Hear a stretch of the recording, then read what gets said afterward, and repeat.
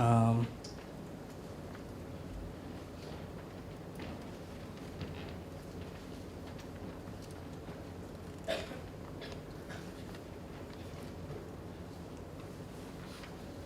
Katakan ni customer ataupun prospek.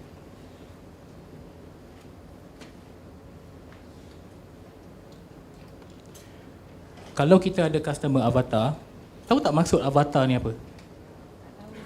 Pernah tengok cerita Avatar? Pernah Okay, maksud avatar ni sebenarnya satu persona. Satu personification. Kita wakilkan satu objek yang menyerupai something lah, ataupun seseorang.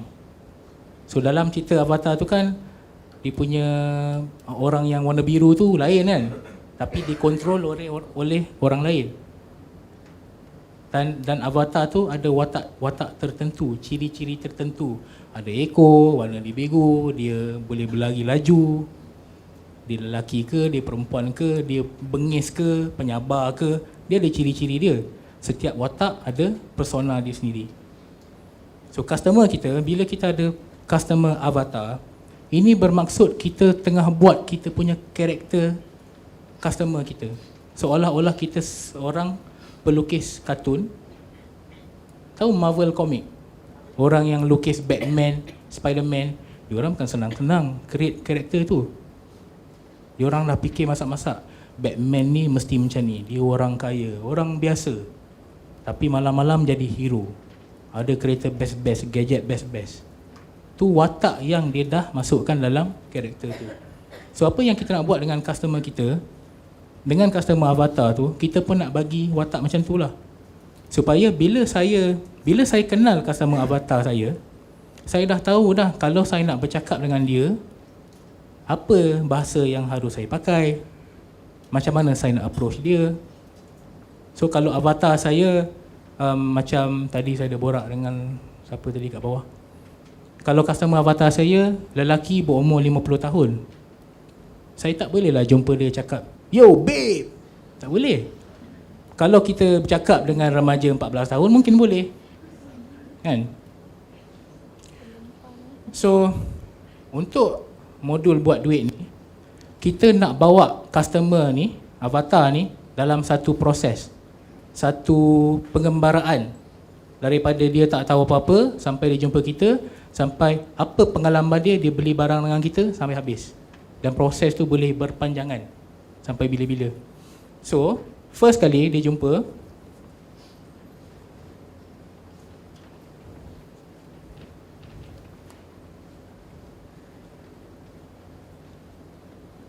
dia jumpa iklan kan? Okay, kita bawa dia jumpa iklan.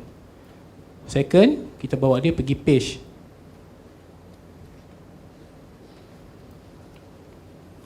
Page ni yang mengandungi mesej kita. Dan mesej ni umpama ada seseorang kat sini, yang saya cakap salesman tadi kan, kita kena create satu salesman. Ni salesman kita yang bercakap dengan dia ni dalam bahasa yang dia mudah faham, yang memahami orang ni, yang memahami karakter orang ni.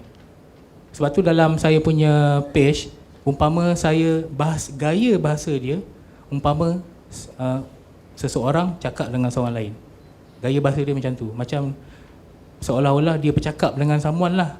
Senang cerita So bila dia dah pergi pada page ni, bergantung pada produk kita dan bergantung pada harga produk, mungkin kat sini berbeza. Bagi saya suruh beli terus, saya suruh respon, tapi tujuannya untuk beli. Tapi dalam kotak ni ada satu proses lain. So saya ambil yang ni, saya besarkan, letak kat bawah ni. Dalam ni ada banyak lagi benda-benda yang berlaku di sebalik tabir yang menyebabkan dia akan beli benda ni. So produk lain proses dia. Kita kena faham apa proses dia. So kejap lagi kita akan tengok, macam kes saya pakai SMS. So saya dah buat satu skrip SMS yang setiap kali pakai orang beli.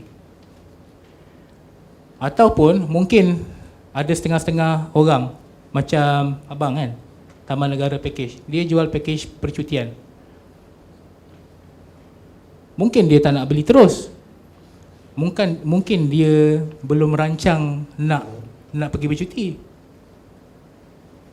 So kalau dia belum merancang, kita tak boleh terus jual, dia tak akan beli punya. So mungkin kena ada satu lagi proses kat sini. Kat sini bukan, ni respon juga, tapi bukan beli.